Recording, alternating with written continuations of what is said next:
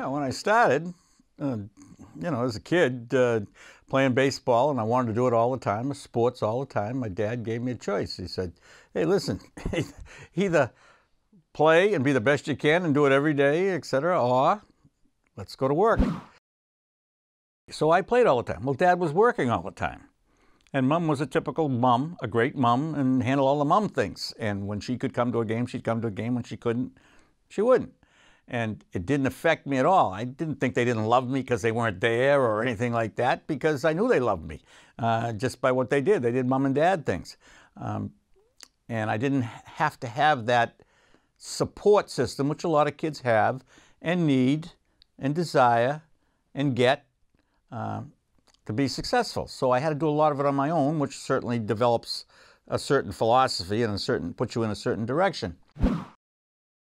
Even at 12 years of age, I studied it. It just wasn't go out, swing, and hit a home run or something. It was why I hit the home run and what I had to do, even at that age, to be successful in whatever particular position I was playing. When I was 15 and 16, they asked me to coach a pre-Little League team. And I had little kids in it. And I said, great. And I didn't know what I gotten into, because here was kids that couldn't catch, throw, they didn't know anything about the game and so forth. And I took it as, when I saw it, I took it as kind of a challenge. I was proud when when a little ground ball was hit back to a pitcher, and he knew what base to throw to, and he did it the proper way. And that really was the beginning when I was like a 15 or 16-year-old. I said, I like this. And I went to Ted Williams' camp, and I was told by Ted that you'll be a fine coach someday, but you won't be a professional baseball player because you're not good enough. And when he said that, it bothered me for a day. But then after that, I knew exactly what he was talking about. And that's when I went in another direction, although I continued to play. I'm playing Legion Baseball for Stoughton High, my hometown, and we're playing Braintree Legion. Mr. Herget, the Braintree athletic director, is there because his son plays for Braintree. And I was the catcher for Stoughton.